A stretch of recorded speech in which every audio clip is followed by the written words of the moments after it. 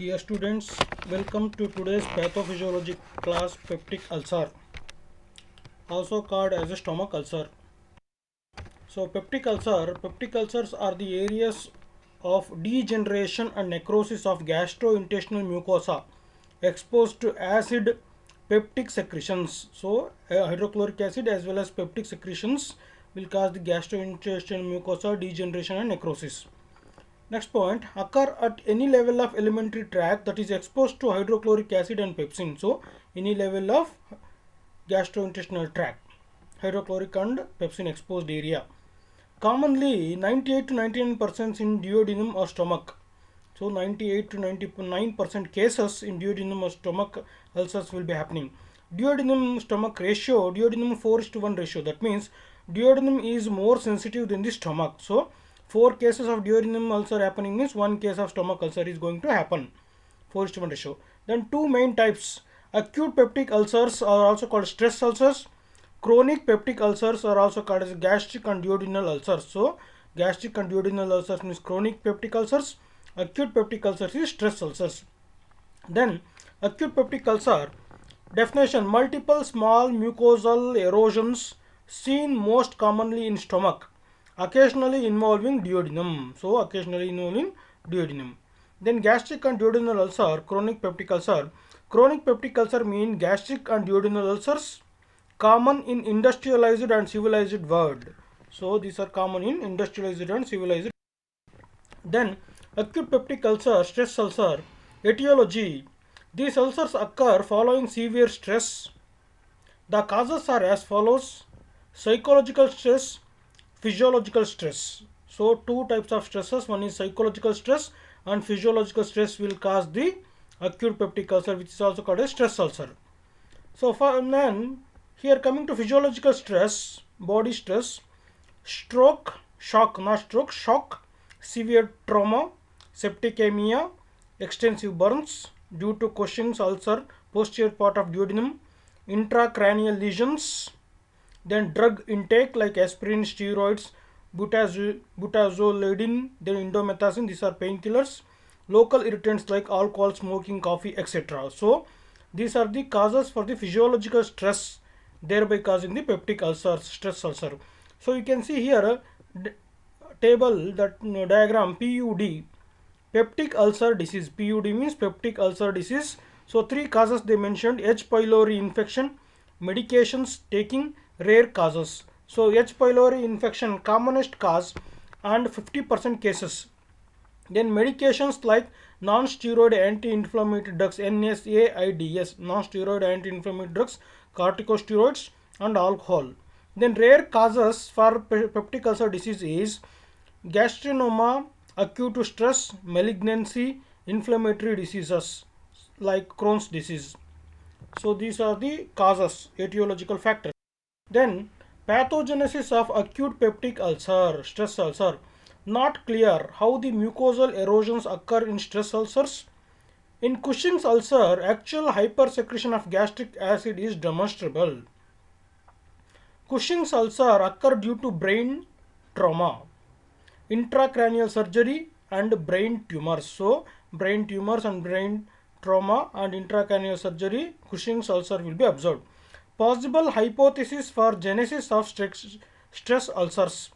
Possible hypothesis for genesis of stress ulcers. One is ischemia, hypoxic injury to the mucosal cells. Ischemic hypoxic injury to the mucosal cells. Depletion of the gastric mucus barrier, rendering the mucosa susceptible to attack by peptic secretion. So, gastric mucosa depletion, due to that mucosa becomes susceptible to peptic secretions. Then chronic peptic ulcer, in bracket you can see gastric and duodenal ulcers. Incidence. So where it happens, more frequent in middle-aged adults. Middle-aged adults, that means 30 to 50 years age. The peak incidence for duodenal ulcer is 5th decade. The peak incidence for gastric ulcer is 6th decade. That means 5th decade means 40 to 50 years. 6th decade means 50 to 60 years. Then duodenal and gastric ulcers are common in males than in females. Duodenal ulcer is 4 times more common than gastric ulcer. Duodenal ulcer is mainly caused by the stress, so adults are susceptible to more stress in the work area, work environment. Overall incidence of gastroduodenal ulcers being approximately 10% of the male population. That means minimum 10% of the male populations will be having gastroduodenal ulcers. Then etiology for the chronic ulcers. First one, Helicobacter pylori gastritis. So 15 to 20% cases develop duodenal ulcers. Gastric colonization by H. pylori never develop ulceration and remain asymptomatic. So H. pylori gastritis. Second one, etiology factor is non-steroid anti-inflammatory drugs induced mucosal injury. So painkillers induced mucosal injury. Then third one is acid pepsin secretions. So this is conclusive evidence that some level of acid pepsin secretion is essential for the development of duodenal as well as gastric ulcer. So acid secretion should increase, then only the duodenal ulcer and gastric ulcer is going to happen. Then gastritis, inflammation of stomach. Some degree of gastritis is also always present in the region of gastric ulcer. So stomach gastritis will be observed. Other local irritants, pyloric antrum and lesser curvature of the stomach are the sites most exposed for longer to local irritants. So local irritants exposure is mainly pyloric antrum and lesser curvature of the stomach. Then local irritants names: heavily spiced food, alcohol, cigarette smoking, unbuffered aspirin. So these are the irritant medicines or drugs for the stomach. Then dietary factors. Malnutrition does not appear to have any causative role in peptic ulcer. So that means malnutrition is not responsible for the formation of peptic ulcer.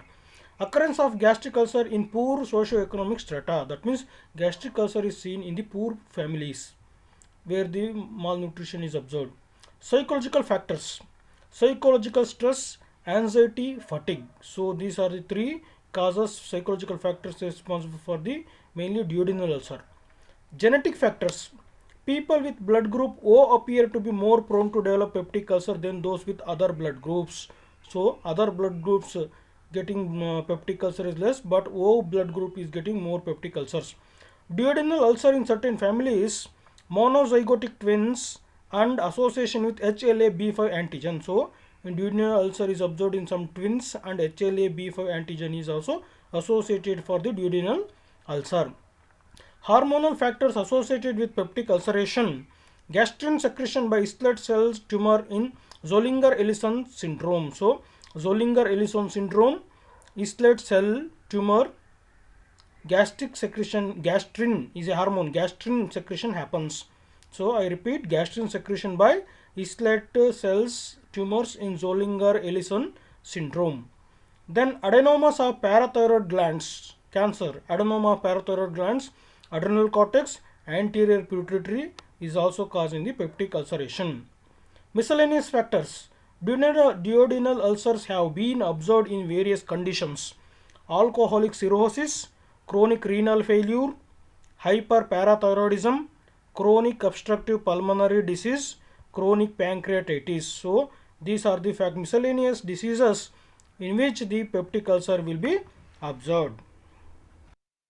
So peptic ulcers are the areas of degeneration and necrosis of gastrointestinal mucosa exposed to acid peptic secretions. So hydrochloric acid as well as peptic secretions will cause the gastrointestinal mucosa degeneration and necrosis.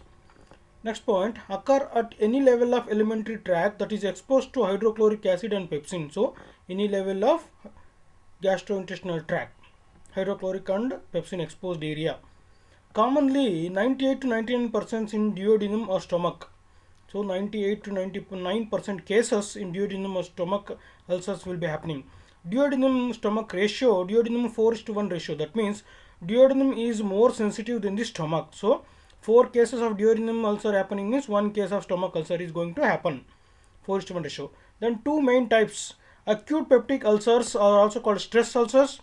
Chronic peptic ulcers are also called as gastric and duodenal ulcers. So gastric and duodenal ulcers means chronic peptic ulcers. Acute peptic ulcers is stress ulcers. Then acute peptic ulcer definition: multiple small mucosal erosions seen most commonly in stomach, occasionally involving duodenum. So occasionally involving duodenum. Then gastric and duodenal ulcer, chronic peptic ulcer. Chronic peptic ulcer mean gastric and duodenal ulcers common in industrialized and civilized world. So these are common in industrialized and civilized.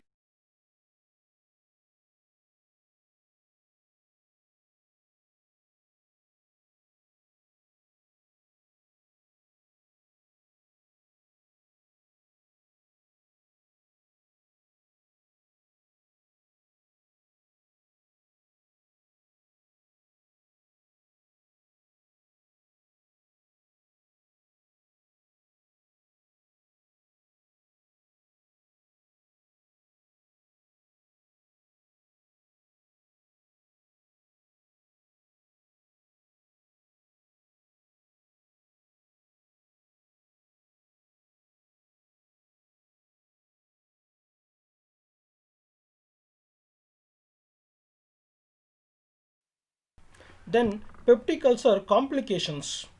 So what are the outcome of peptic ulcer complications? Four complications. One is obstruction, second one is hemorrhage, third one is perforations, fourth one is malignant transformations. First one, obstruction, fibrous scar at or near pylorus, pyloric stenosis. It is also called as a pyloric stenosis, obstruction or fibrous scar formation in the pylorus region, obstruction. Then second one is hemorrhage, that means bleeding.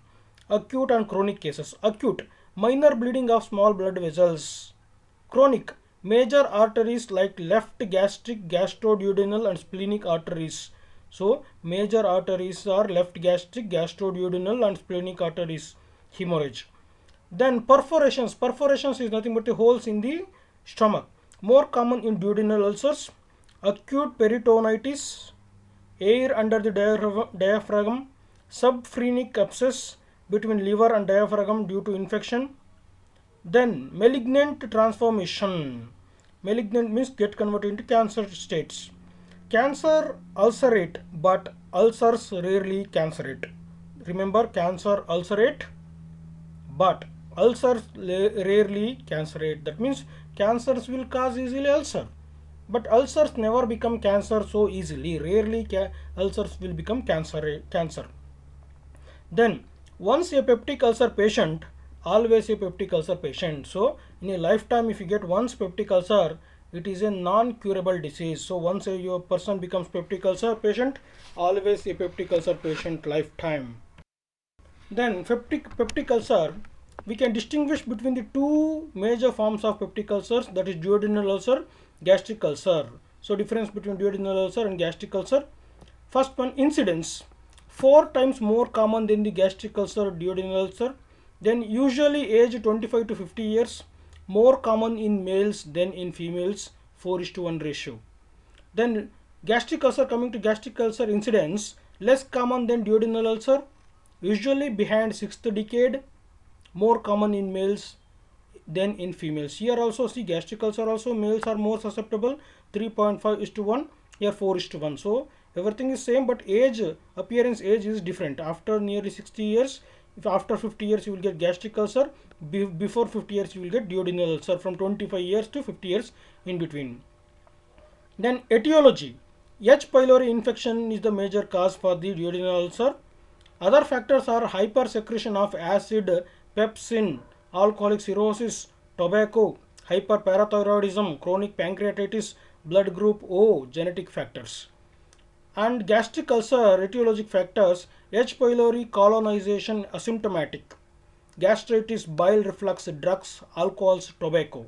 So drugs, alcohols, tobacco is very important for gastric ulcer. Then pathogenesis, mucosal digestion from hyperacidity most significant factor.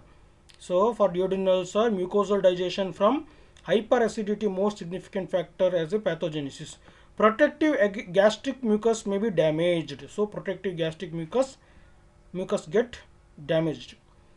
And for gastric ulcer pathogenesis, usually normal to low at ID levels. Hyperacidity if present is due to high gastrin serum. So gastrin is a hormone. It increases in the blood serum, which will cause the hyperacidity. This is the major cause for the gastric ulcer. Then pathologic changes, most common in first part of duodenum. Duodenal ulcer is most common in the first part of duodenum. Whereas gastric ulcer, lesser curvature and pyloric antrum area, gastric ulcer will be appearing. Then complications. Duodenal ulcers complications is hemorrhage, perforations, never malignant transformation. So duodenal ulcers never get converted into malignant state. Whereas gastric ulcer, perforations common, hemorrhage common, malignant transformation 1% cases it is possibility. Then clinical features. So this is very important between the duodenal ulcer and gastric ulcer. Clinical features: pain, food relief pattern. That means duodenal ulcer, when the empty stomach is empty, completely no food in the stomach, then you will get the pain. So you will get the pain, you eat the food, then you will get the relief. This duodenal ulcer appears in midnight, 12 o'clock. So when the 12 o'clock no food will be there in the stomach, that time pain appears. You should eat in the midnight food, then relief you will get. So duodenal ulcer is a stress ulcer. Then gastric ulcer, food pain pattern.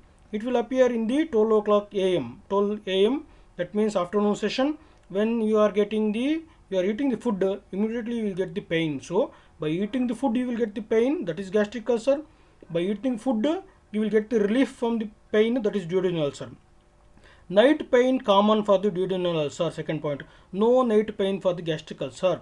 Then third point, no vomiting in the duodenal ulcer, whereas gastric ulcer vomiting common.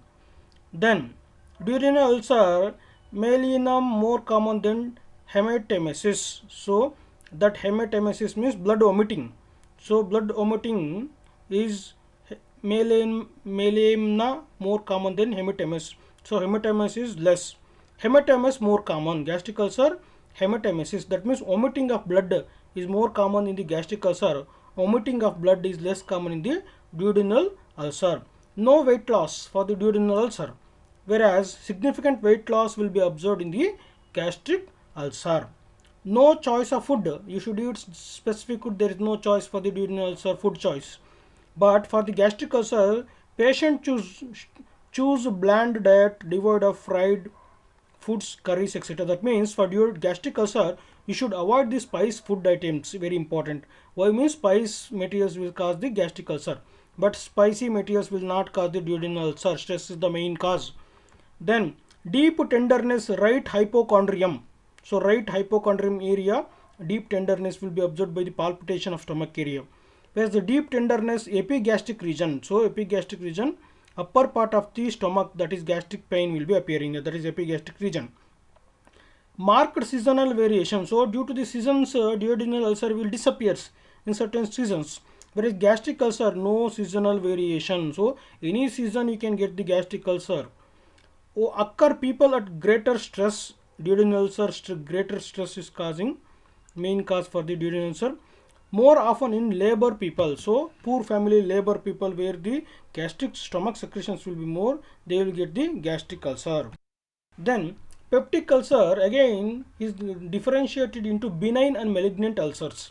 So benign and malignant ulcer. First one, age feature. First feature is age. Younger age. Benign ulcer appears in young age. Malignant ulcer appear in old age. Sex, markedly common in males, significantly common in males. Duration of symptoms, weeks to years, weeks to months. Location, common in lesser curvature of pylorus and antrum, common in greater curvature of pylorus and antrum. So malignant tumors are common in greater curvature of pylorus and antrum. Gross features, benign tumors will be, size will be small, shape will be regular, mucosal folds are radiating, ulcer bed is hemorrhagic. Whereas malignant ulcers, size will be large, shape will be irregular, mucosal foldings will be interrupted, and ulcer bed is necrotic. These are the difference. Barium studies, punched out ulcer. Benign ulcer will be punched out ulcers can be seen by the barium studies. Irregular filling defect will be observed in the malignant ulcer. Acidity usually normal to low for the benign ulcer. May be normal even achloridria. Achloridria, that means no hydrochloric acid secretion is called achloridria for malignant ulcer. Therapy. Benign ulcers will respond well to medical therapy, whereas malignant ulcers usually does not respond to medical therapy. Then diagnosis of peptic ulcer. So diagnosis of peptic ulcer, two techniques, invasive techniques and non-invasive techniques. Non-invasive techniques means we are not destroying any tissue here, no pain. That is non-invasive technique. Invasive technique is it will give slightly pain, so it is called as a invasive technique. So non-invasive techniques, blood test, urea breath test, stool antigen test. So non-invasive techniques, blood test. Blood sample is taken from the patient's vein and tested for H. pylori antibodies. So H. pylori antibodies are tested in the blood sample, that is blood test. Then urea breath test. Patient swallows a capsule containing urea labeled with a special carbon atom and breathes into a container exhaling carbon dioxide. So person is taking urea capsules and exhaling the carbon dioxide. Exhaled breath contains carbon atom along with the H. pylori is present. So on the carbon atom H. pylori will be coated. That is exhaled breath, we will get the H. pylori is present. You can get confirmation by urea breath test, breathing breath test. Then stool antigen test. Patient provides a stool sample. H. pylori antigens will be tested. So stool antigen test. So non-invasive technique is blood test, urea breath test, then stool antigen test. Then invasive techniques, endoscopy. So doctor can closely examine the lining of the esophagus, stomach and duodenum. So endoscopy, they are inserting the microscopic camera inside the stomach and that will scan and take the photos, and it will take the small sample of the endoscopy material also, and they can check the microorganisms presence. That small part of the stomach taking is called biopsy. Biopsy is used in the endoscope. Then X-ray, you will be given a contrast liquid to drink called barium. So you will given a small liquid barium, a thick white milky shake like liquid. Barium coats the inside lining of the esophagus, stomach and small intestine and makes them easier to see clearly on X-rays. So when you give the barium liquid they are drinking, it will go and stick to the esophagus, stomach and small intestine layers. Then they can see through the X-ray how the layer of the stomach is there. Is it infected? Is it ulcerated? Which type of malignant ulcer is there? Benign ulcer is there? Everything they can guess and they can diagnose and they can treat the patient. Thank you.